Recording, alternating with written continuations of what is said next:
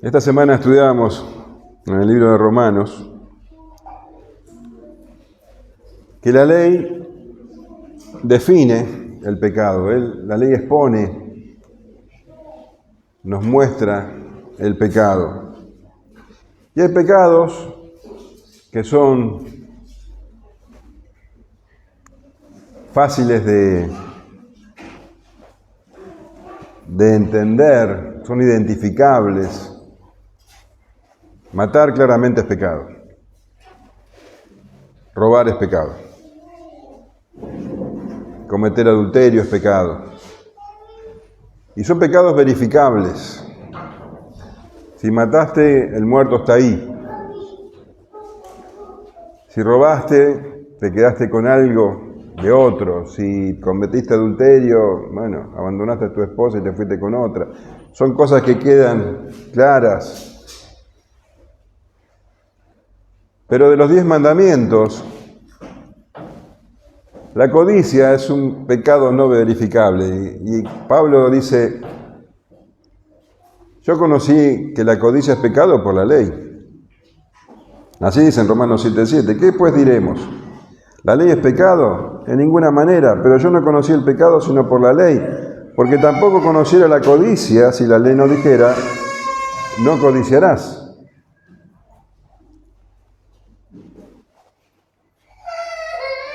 Y veíamos también en el estudio de Romanos que la codicia tiene muchas caras.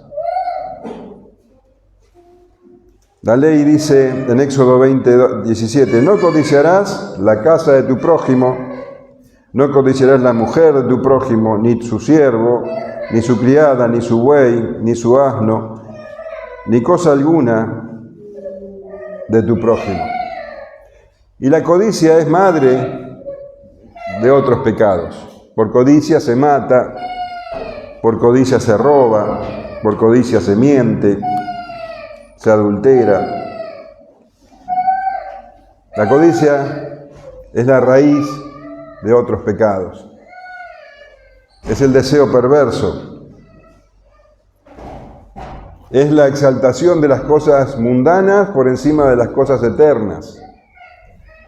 La codicia es estar descontento de lo que Dios nos dio.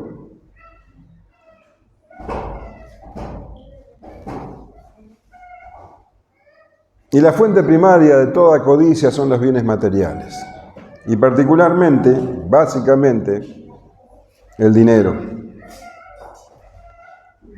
Y Pablo le escribió a Timoteo en su primera carta diciendo, porque raíz de todos los males es el amor al dinero, el cual codiciando algunos se extraviaron de la fe y fueron traspasados de muchos dolores. Y en este punto quiero preguntarte sobre tu relación con el dinero, porque vamos a hablar de dinero.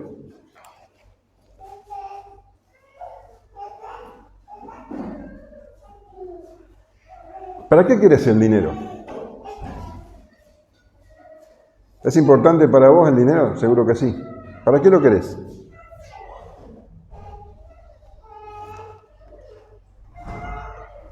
¿Estás siendo sabio en el uso del dinero? El dinero en sí no es ni bueno ni malo, pero el problema no está en el dinero, sino en el corazón pecaminoso. Y la Biblia muestra los modos erróneos y los modos correctos de obtener dinero. Uno de los 10 mandamientos habla de no robar. Éxodo 20:15 dice, no hurtarás. No puede ser más claro. Ahora, hurtar, robar, puede hacerse de manera directa.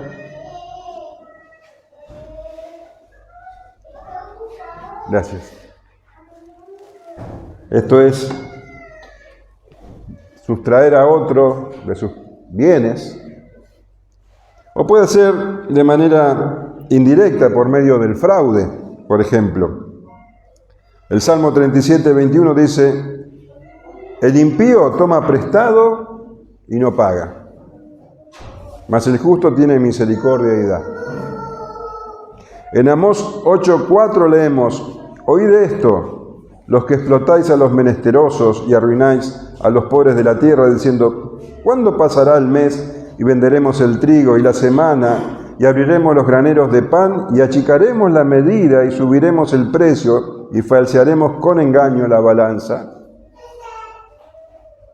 Pedir prestado y no devolver, engañar con el peso, con el precio. Miqueas 6:11 dice, ¿daré por inocente al que tiene balanza falsa y bolsa de pesas engañosas? Bueno, el fraude es una manera de robar.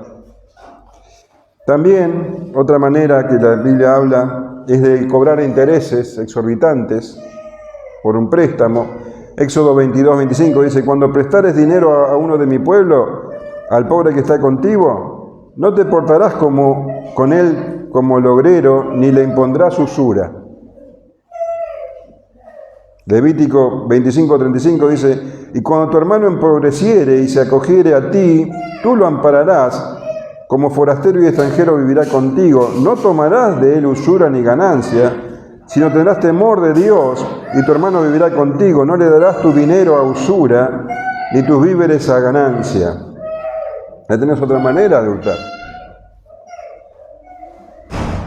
En Santiago 5:4 te habla de otra. He aquí clama el jornal de los obreros que han cosechado vuestras tierras, el cual por engaño no les ha sido pagado por vosotros, y los clamores de los que habían cegado han entrado en los oídos del Señor de los ejércitos. No pagar lo que corresponde, atrasar el pago. Otra manera de robar es engañando. Segunda de Pedro 2:3 dice, y por avaricia harán mercadería de vosotros con palabras fingidas, sobre los tales ya de largo tiempo la condenación no se tarda y su perdición no se duerme. Está hablando de los falsos maestros. Los falsos maestros son ladrones. Fíjate cómo dice la Nueva Traducción Vivientes. Llevados por la avaricia, inventarán mentiras ingeniosas para apoderarse del dinero de ustedes. Diferentes formas de robar. Y fíjate que muchas de estas formas de robo son completamente legales. La justicia humana no los condena. Esto nos muestra lo distante que está el mundo de la voluntad de Dios. Por otro lado, la Biblia establece también la manera correcta de conseguir dinero. Dice que las personas tienen que ganarlo. ¿Cómo? Trabajando. Para su sostén, dice 2 de Tesalonicenses 3:10, porque también cuando estábamos con vosotros os ordenábamos esto, si alguno no quiere trabajar, tampoco coma. Porque oímos que algunos de entre vosotros andan desordenadamente, no trabajando en nada, sino entrometiéndose en lo ajeno. A los tales mandamos y exhortamos por nuestro Señor Jesucristo que trabajando sosegadamente coman su propio pan. Para su sustento, para el de su familia. También en 1 Timoteo 5:8 el apóstol Pablo dice, porque si alguno no provee para los suyos y mayormente para los de su casa, ha negado la fe y es peor que un incrédulo. También debe trabajar para poder pagar los impuestos y las deudas. Y dice Romanos 13:6, porque por esto pagáis también los tributos, porque son servidores de Dios que atienden continuamente a esto mismo. Pagad a todo lo que debéis, al que tributo, tributo, al que impuesto, impuesto, al que respeto, respeto, al que honra, honra. Y también para ayudar a los necesitados. Efesios 4:29 dice, el que hurtaba no hurte más, sino trabaje haciendo con sus manos lo que es bueno para que tenga que compartir con el que padece necesidad. Tenés que trabajar para gastar bien tu dinero. Santiago 2:15 dice, y si un hermano o una hermana están desnudos y tienen necesidad de mantenimiento de cada día, y alguno de vosotros le dice, id en paz, calentados y saciados, pero no le dais las cosas que son necesarias para el cuerpo, ¿de qué aprovecha? ¿Qué clase de cristiano sos? La actitud correcta con el dinero es entender que Dios es el dueño de todo y que Él es el que da la habilidad a las personas para ganar dinero. Mía es la plata, mío es el oro, dice Jehová de los ejércitos, Ageo 2:8. El apóstol Pablo le dice a Timoteo, a los ricos de este siglo manda que no sean altivos, ni pongan la esperanza en las riquezas, las cuales son inciertas, sino en el Dios vivo, que nos da todas las cosas en abundancia para que las disfrutemos. El gran error de las personas es depositar su confianza en el dinero. Todo pertenece a Dios. Él da la habilidad, da la capacidad para tu sustento. Y confiar en el dinero es un gravísimo error. El amor al dinero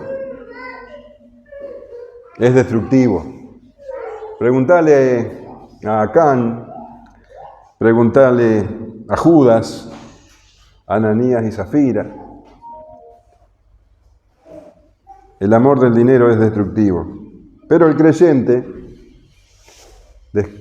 tiene su confianza depositada en Dios, ¿no es cierto? ¿O no? En Dios. No en el dinero. ¿Y esto saben en qué se evidencia? En la generosidad.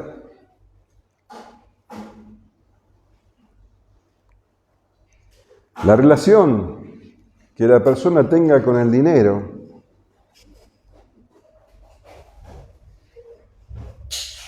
es un parámetro, es una medida, es una prueba de su relación con Dios. Por eso el Señor Jesús relató esta parábola a sus discípulos.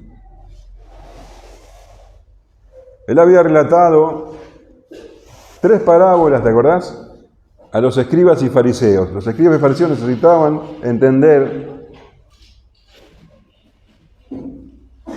que solamente arrepintiéndose, que todos son pecadores, que solamente arrepintiéndose de sus pecados podían venir al Señor, y el Señor se goza en aquellos que se arrepienten y son encontrados.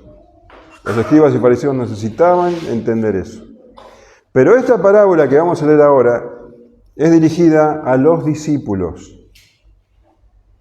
Los discípulos necesitan entender esta verdad. Una parábola que habla específicamente de la actitud del creyente con el dinero. ¿Y cuál es la voluntad de Dios sobre este tema? Lucas 16, versículos 1 al 13. ¿Estás preparado?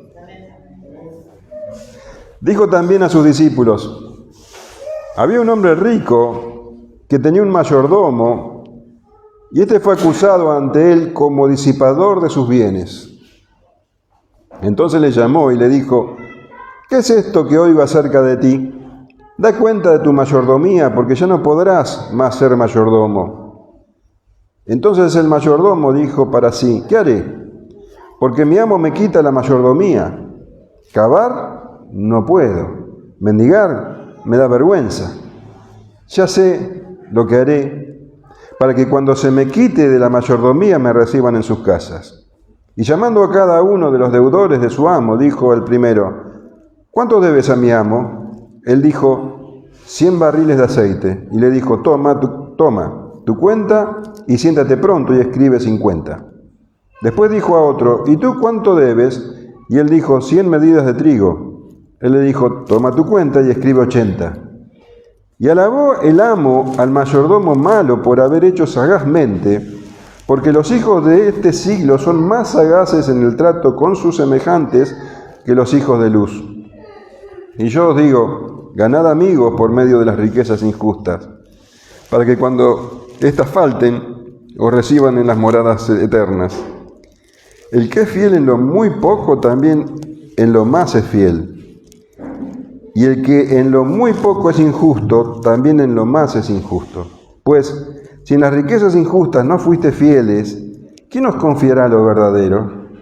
Y si en lo ajeno no fuiste fieles, ¿quién os dará lo que es vuestro? Ningún siervo puede servir a dos señores, porque aborrecerá al uno y amará al otro, o estimará al uno y menospreciará al otro. No podés servir a Dios y a las riquezas.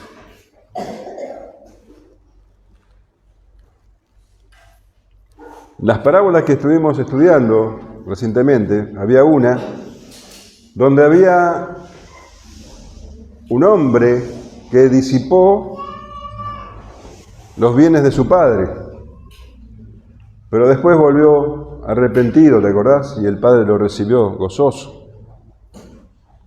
Bueno, en esta parábola también hay alguien que disipa los bienes, y la palabra es la misma.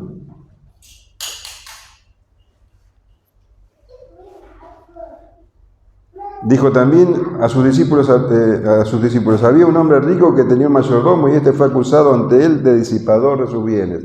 Esa palabra disipar, disipador, es la misma que se usa con el hijo pródigo, que disipó los bienes de su padre, los desperdició.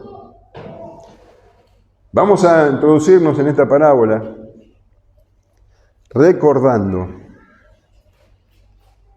que las parábolas son historias simples, sencillas, fáciles de entender en la superficie, pero que tienen un significado profundo, un significado espiritual que no todos pueden entender. ¿Te acordás de eso? Hago hincapié en esto. El significado profundo es solo para algunos. Y en Mateo 13:11, te lo voy a leer de nuevo, dice: a ustedes se les permite entender los secretos del reino del cielo. Les contestó: pero a otros no. A los que escuchan mis enseñanzas se les dará más comprensión y tendrán conocimiento en abundancia, pero a los que no escuchan se les quitará aún lo poco que entiendan. Por eso uso estas parábolas, pues ellos miran, pero en realidad no ven, oyen, pero en realidad no escuchan ni entienden. Esta parábola también tiene ese propósito, que los que tienen oído oigan. Vamos a buscar el propósito de esta parábola, no el superficial, sino el profundo. ¿Qué te parece? Dijo también a sus discípulos: había un hombre rico que tenía un mayordomo, y este fue acusado ante él como disipador de sus bienes. Este hombre rico, evidentemente, era el dueño de una gran hacienda, y tenía gente que arrendaba sus campos. Evidentemente era muy grande su hacienda, tenía muchos campos, y había gente que arrendaba, alquilaba esos campos, y era tanta la riqueza de este hombre, tantas propiedades tenía, que debió contratar a un mayordomo, un administrador para manejar sus negocios. Podemos pensar que este hombre rico era un hombre íntegro y que vivía lejos.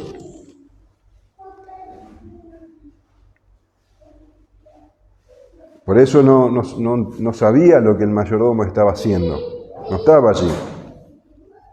Bueno, el hecho es que este mayordomo fue acusado delante de este hombre rico por malgastar sus posesiones. Y como te decía, esa palabra malgastar es la misma que se usa en la parábola del hijo pródigo. Entonces le llamó, dice el hombre rico, y lo exhortó, dice, y le dijo: ¿qué es esto que oigo acerca de ti? Da cuenta de tu mayordomía, porque ya no podrás más ser mayordomo. Le exigió una explicación. ¿Qué es esto que se anda diciendo? ¿Qué es esto que oigo de ti?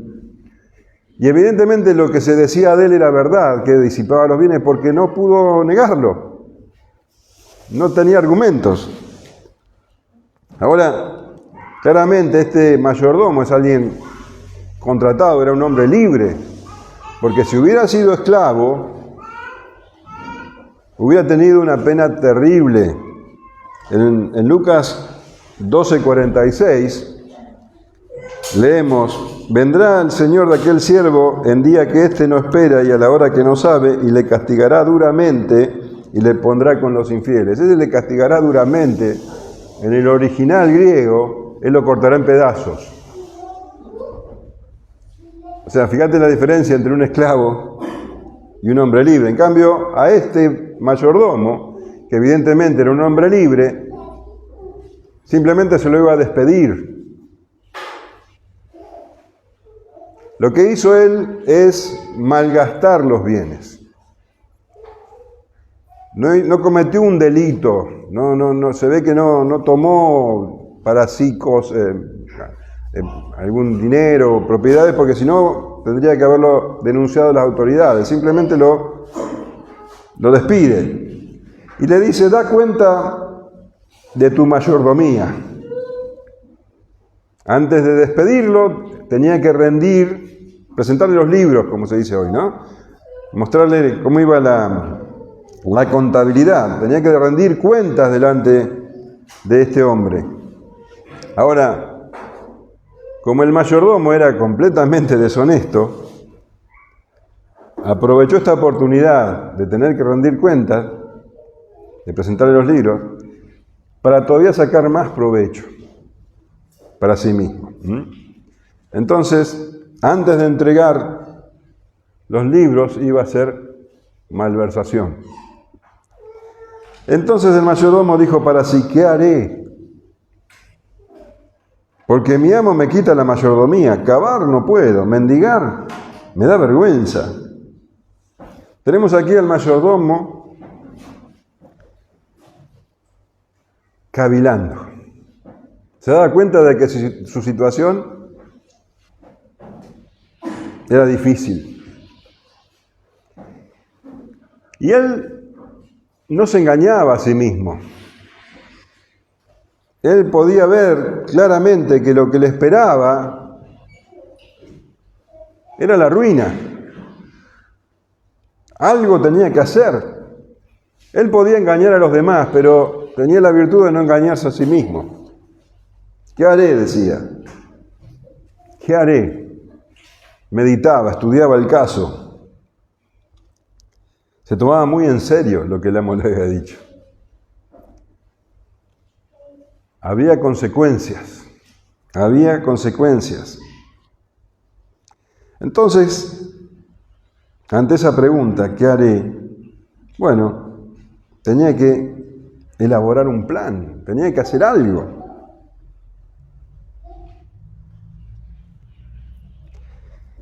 Dice: porque mi amo me quita la mayordomía. Le iba a llegar lo que se merecía. Tendría que afrontar las consecuencias. Su futuro era negro. Cavar, dice, no puedo. Tal vez estaba acostumbrado a un nivel de vida que ni pensaba en una cosa así, el trabajo físico. O tal vez tanta comodidad lo transformó en un hombre débil. No, cavar no puedo. Y menos mendigar, le daba vergüenza. ¿Te imaginas después de esa vida de mayordomo, de lujos, ahora mendigar? Él que había tenido trato con gente de dinero, de buena posición, no, mendigar le daba vergüenza. ¿Qué podría hacer?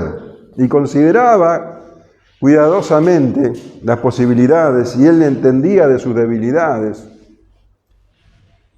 Ya sé lo que haré, para que cuando se me quite la mayordomía, me reciban en sus casas. Y llamando a cada uno de los deudores de su amo, dijo al primero: ¿cuánto debes a mi amo? Él dijo: 100 barriles de aceite. y le dijo, toma tu cuenta, siéntate pronto y escribe 50. Después dijo a otro, ¿y tú cuánto debes? Y él dijo, 100 medidas de trigo. Él le dijo, toma tu cuenta y escribe 80. De pronto dice que le vino la inspiración, eureka, ya lo tengo. Lo que él necesitaba para no andar mendigando o trabajando con su cuerpo, cavando fosas, era que alguien lo recibiera en su casa. Entonces, todavía estaba a tiempo para poder lograr el favor de los deudores de su amo.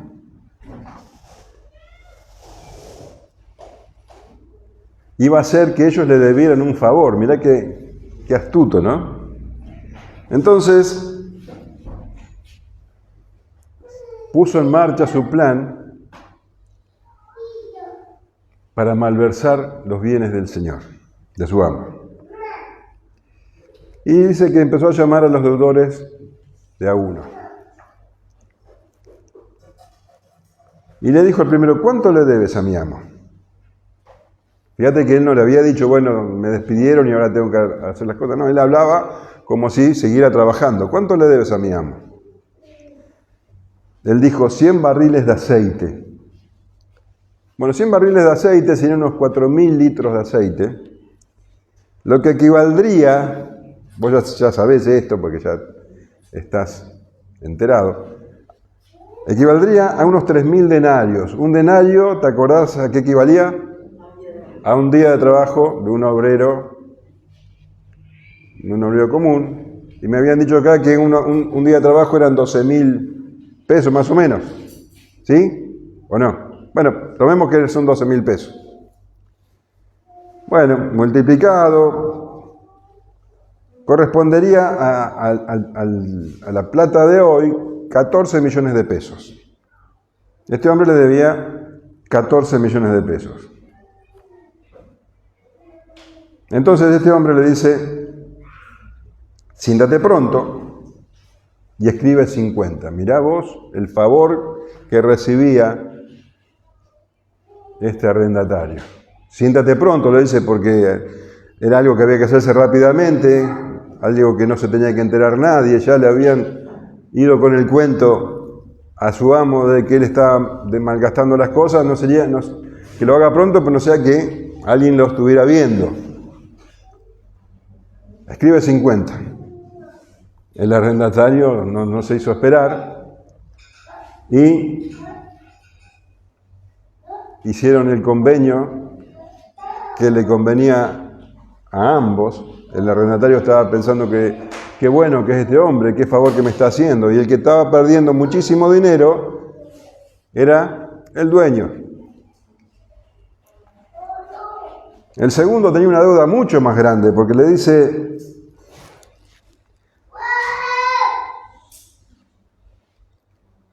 ¿y tú cuánto debes? Y él dijo, 100 medidas de trigo. Bueno, 100 medidas de trigo es mucho más, sacando las cuentas, son unos 45 millones de pesos.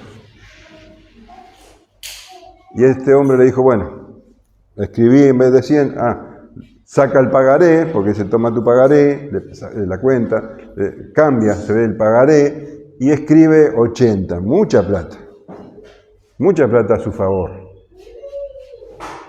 Un favor muy grande.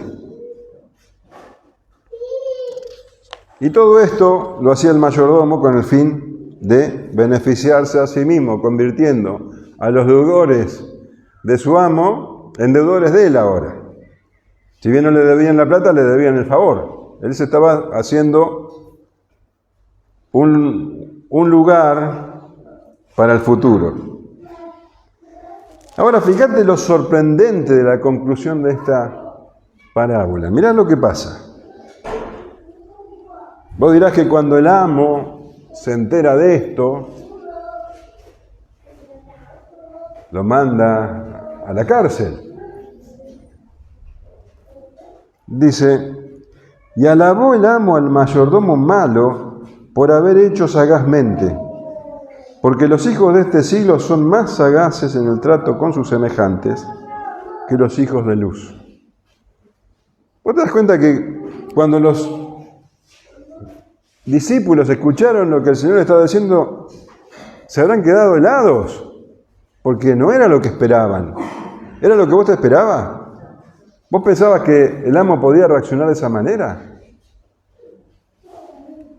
Todos esperábamos que el amo se enojara. Pero sin embargo, la historia toma un giro sorprendente, sorpresivo, inesperado, porque dice, y alabó el amo al mayordomo malo. Se daba cuenta que era malo. Pero cuidado, no lo alabó por ser un derrochador, por ser un mentiroso, por ladrón. No lo alabó por eso. ¿Por qué lo alabó? Por haber obrado sagazmente, con astucia. Le alabó la perspicacia, la sabiduría para salvarse a sí mismo. Eso fue lo que le alabó. El mayordomo aprovechó la oportunidad, aprovechó el tiempo que le quedaba. Realmente le quedaba poco tiempo y aprovechó la oportunidad para su propio provecho. Ahora tenía gente que lo iba a aceptar. Y ahí tenés el propósito de la parábola. Es muy simple. Dice el Señor, porque los hijos de este siglo son más sagaces en el trato de sus semejantes que los hijos de luz. Los hijos de este siglo son los pecadores, son los que viven en tinieblas, son los que creen que esto es todo lo que hay.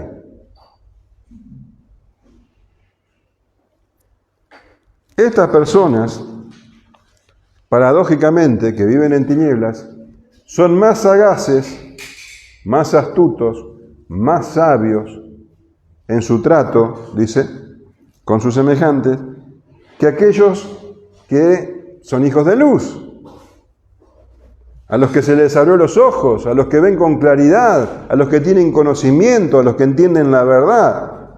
Bueno, los hijos de las tinieblas son más sagaces que los hijos de la luz. Es una contradicción, pero es así.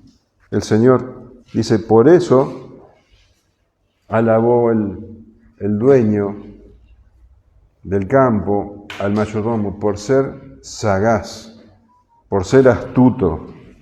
Y el Señor dice, esa astucia le está faltando a los hijos de luz. Los hijos de este siglo son más hábiles, más diligentes en asegurar su futuro terrenal.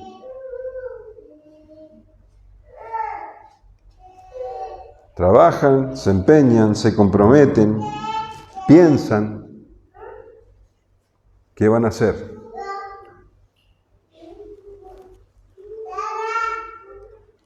Y esto es todo lo que tienen, pero se lo toman en serio. No se engañan a sí mismos.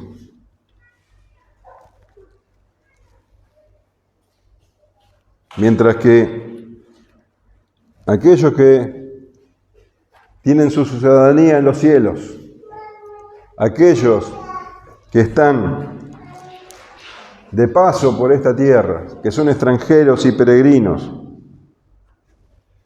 no son tan astutos en cuanto a su futuro, en asegurar su recompensa eterna en el siglo venidero.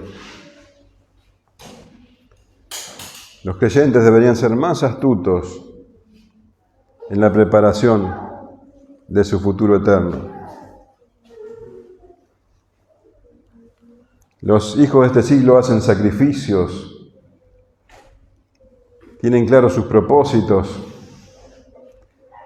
Y la pregunta es, ¿los hijos de la luz están tan concentrados y empeñados en su futuro eterno o están más concentrados y empeñados en las cosas de este mundo como la gente del mundo? Este mayordomo no es un ejemplo de conducta, no es un ejemplo por sus hechos fraudulentos, pero es un ejemplo porque ha hecho los preparativos correctos para asegurar su bienestar futuro.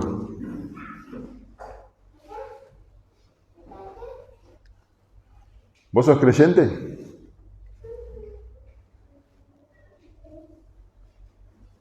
¿Estás haciendo los preparativos correctos? ¿Estás segura? ¿Estás buscando el reino de Dios y su justicia? ¿O estás enfocado en deportes, en trabajos, en negocios, en amigos, familiares, cosas terrenales? Pensalo bien. Pensalo bien.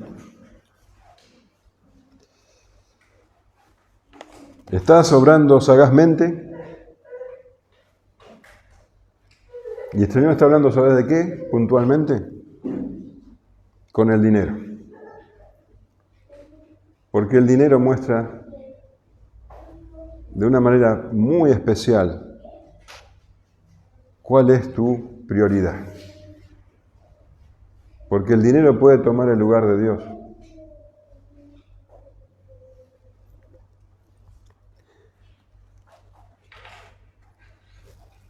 ¿Estás obrando sagazmente con el uso del dinero? ¿Cuál será el consejo del Señor? O el consejo no, el mandato del Señor sobre el uso del dinero. ¿Qué dirá el Señor sobre el uso que vos les das al dinero? Te dirá, me parece que te conviene comprar dólares. Me parece que tenés que invertir en esto y en lo otro. ¿Vos pensás que el Señor está concentrado en eso?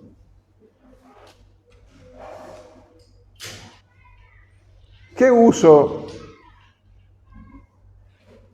será la voluntad del Señor? ¿Cuál es la voluntad del Señor sobre el uso de tu dinero? ¿Será mejor guardarlo en el colchón, ponerlo a plazo fijo o comprar dólares? ¿Qué dirá el Señor sobre eso? Y el Señor dice, y yo os digo, ganad amigos por medio de las riquezas injustas, para que cuando éstas falten, os reciban en las moradas eternas. Pues fíjate que el hombre de esta parábola es un mayordomo. Y nosotros somos mayordomos, administradores. Ahora, el mayordomo está encargado de los bienes de otro. ¿Sabías eso? Nosotros estamos encargados de los bienes de otro. Y dice que este mayordomo hizo amigos por medio de las riquezas injustas. Y el Señor dice que nosotros también hagamos amigos por medio de las riquezas injustas, las riquezas engañosas, transitorias. Se está refiriendo al dinero. ¿Y sabes cuál es literalmente lo que significa riquezas injustas en el original? Mamón de injusticia. Mamón de injusticia. Es un dios. Es un ídolo. ¿Vos estás obrando sagazmente con el mamón de injusticia?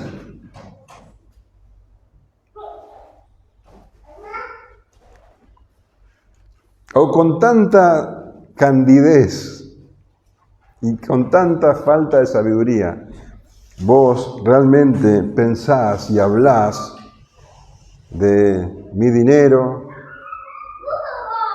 mi casa, mis negocios, sin entender de que sos solo un mayordomo. Y usás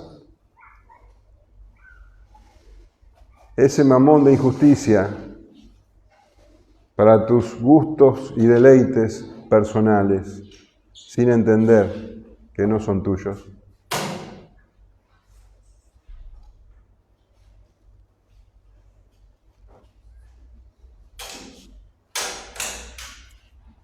El Señor manda a invertir las riquezas para ganar amigos.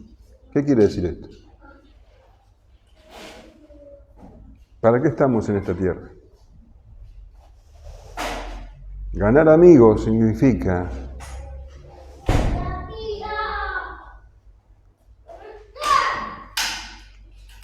que el reino de Dios crezca, avanzar el reino de Dios, evangelizar, llevar la palabra. Eso es ser sagaz con el dinero.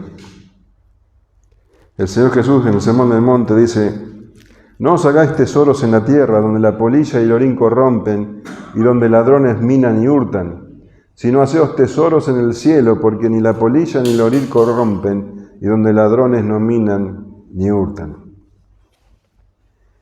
El Señor Jesús está diciendo a sus discípulos: sean astutos, sean sagaces, estén a la altura de lo que son. ¿No sos extranjero y peregrino?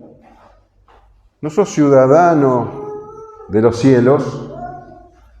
Filipenses 3:20 dice: mas nuestra ciudadanía está en los cielos, de donde también esperamos al Salvador, al Señor Jesucristo. Cuidado. Cuidado, porque mirá lo que viene ahora. Dice el Señor: el que es fiel en lo muy poco, también es lo más fiel. En lo más es fiel. Y el que en lo muy poco es injusto, también en lo más es injusto.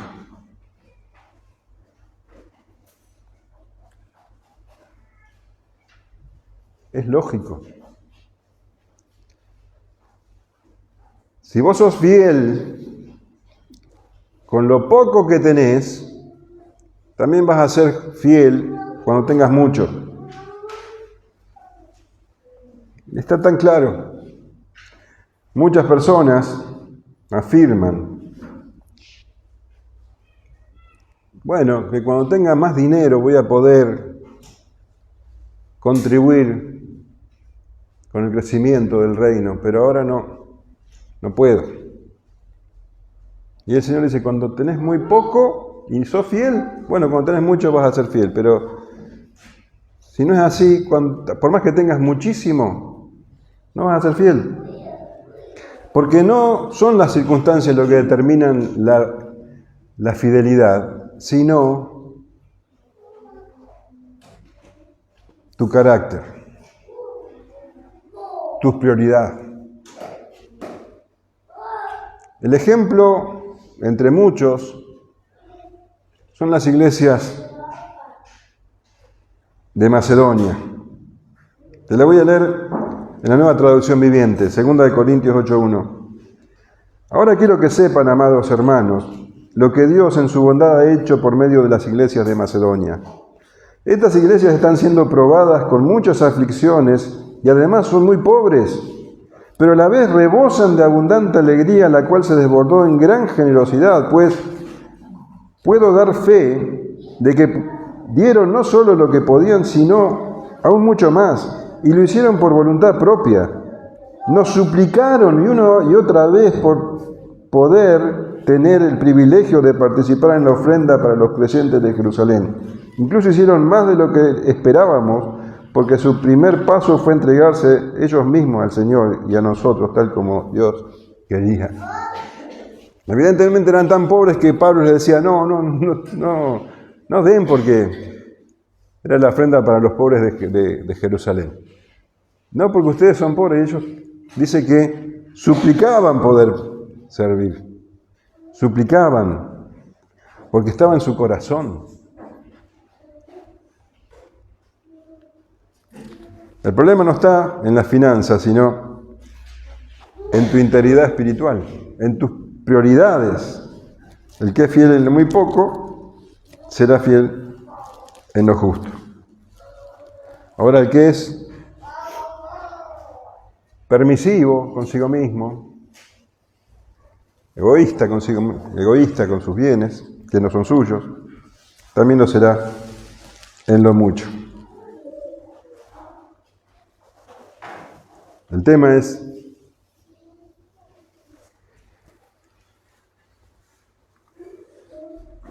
cuán firme sos en tu compromiso con la salvación de otros, en tu compromiso con el Evangelio. Cuán sagaz sos con las cosas materiales. Pues, dice el Señor, si en las riquezas injustas no fuiste fieles, ¿quién os confiará lo verdadero? Y si en lo ajeno no fuisteis fieles, ¿quién os dará lo que es vuestro? ¿Te das cuenta cómo la relación con el dinero muestra tu relación con Dios?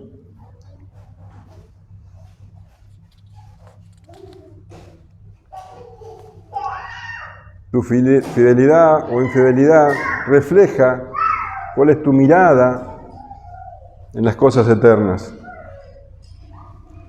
Pues si en las riquezas injustas no fuiste fieles, ¿quién os confiará lo verdadero?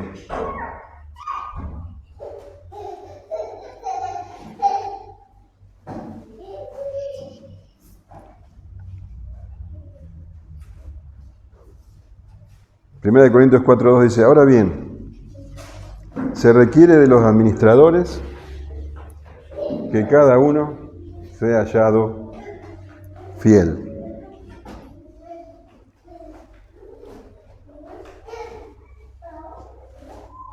Y esto es lo que tenemos que entender. De esto se trata la mayordomía. Somos mayordomos. ¿Quién es el dueño de todo? Dios.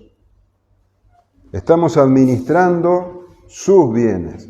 Él nos dio talentos, nos dio tiempo, dones, fortaleza, dinero. Nos dio todo esto, ¿para qué? Para que lo administremos.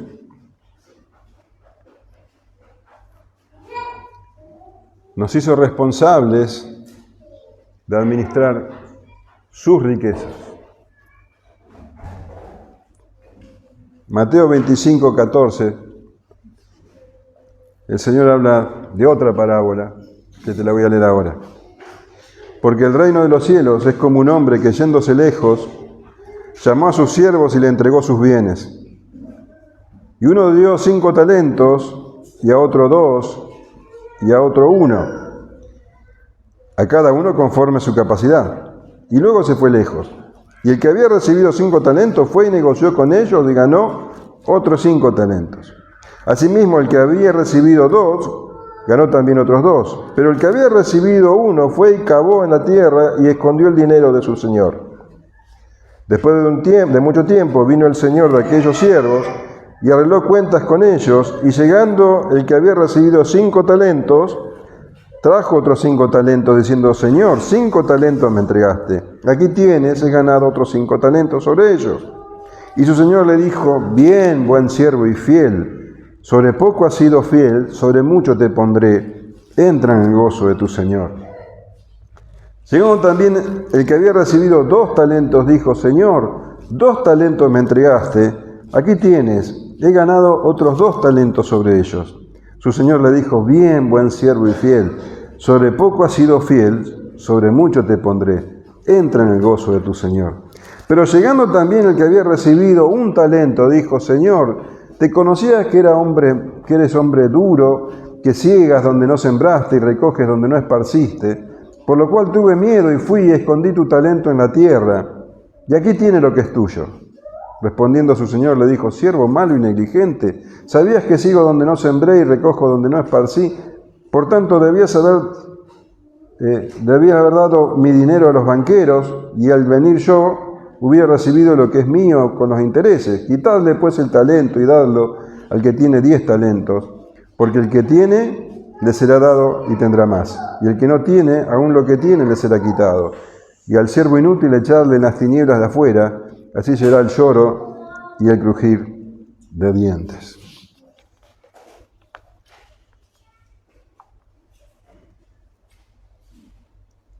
La fidelidad es un reflejo del amor.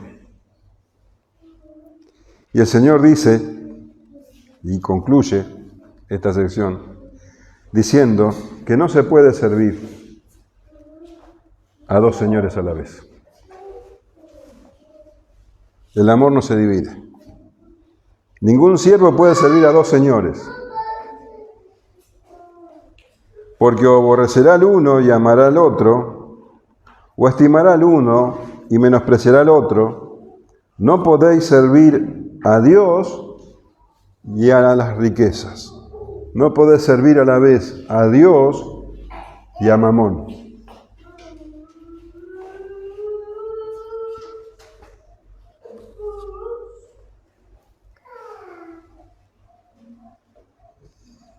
Es posible profesar amor a Jesús, amor al Señor, y con el corazón servir a Mamón, a las riquezas. Eso sí que es posible.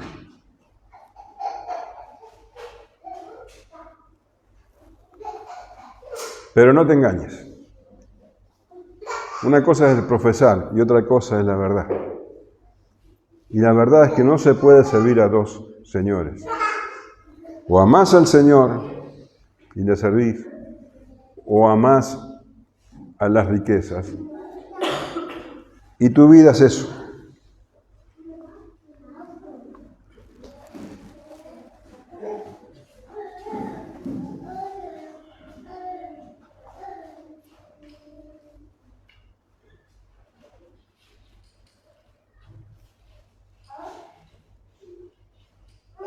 ¿Sabés quién sabía mucho de esto? Judas. No pudo servir a 2 señores. ¿Y sabés quién también sabía mucho de esto? Pablo.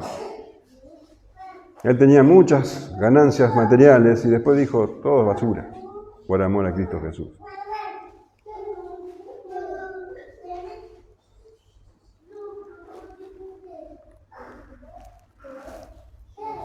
La realidad es que somos mayordomos y un día, como este mayordomo, vamos a tener que dar cuenta de la mayordomía.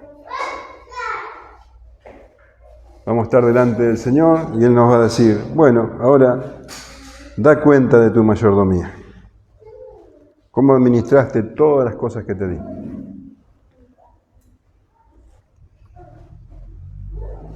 Tenemos que ser conscientes de que esta mayordomía, esta vida que tenemos, un día llegará a su fin y tendremos que dar cuenta por ello. Y el mayordomo de la parábola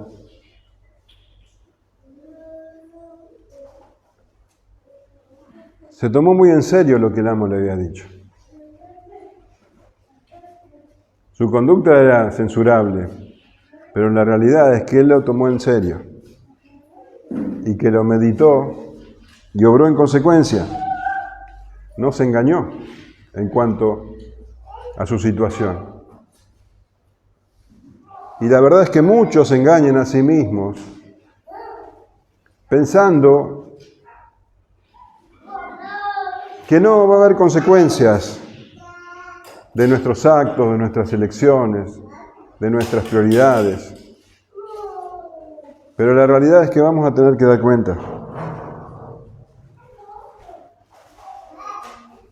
Podemos vivir sin pensar en lo que nos espera, o podemos orar sagazmente. El Señor dice, sean sagaces. El mayordomo se preguntó, ¿qué haré? Bueno, tendríamos que pensar así, ¿qué haré? ¿Qué haré? Ya sabemos cuál es la voluntad de Dios.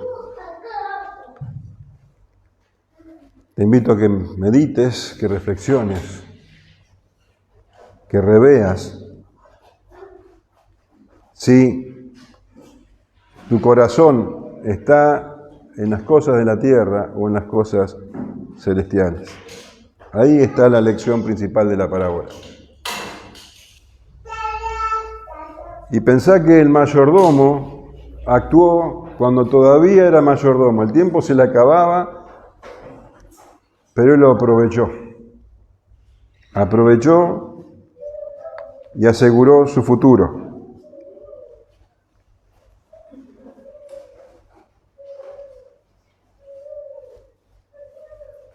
Te invito a que pienses, que medites, ¿qué haré? Porque un día vas a tener que dar cuentas. 1 Timoteo 6:6, también te lo voy a leer la Nueva Traducción Viviente, dice, pero la verdadera sumisión a Dios es una gran riqueza en sí misma cuando uno está contento con lo que tiene. Después de todo, no trajimos nada cuando vinimos a este mundo, ni tampoco podremos llevarnos nada cuando lo dejemos.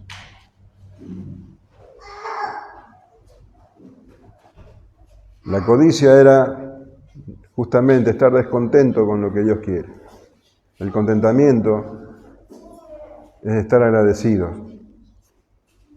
Y lo inteligente, lo sagaz, es emplear lo que Dios nos ha dado para su obra, para su reino.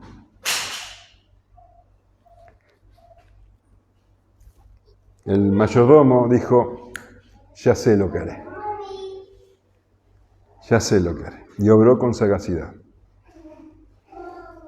¿Qué harás? ¿Qué haremos nosotros?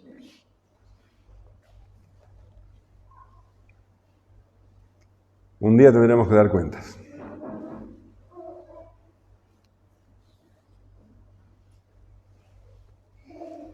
¿Qué harás?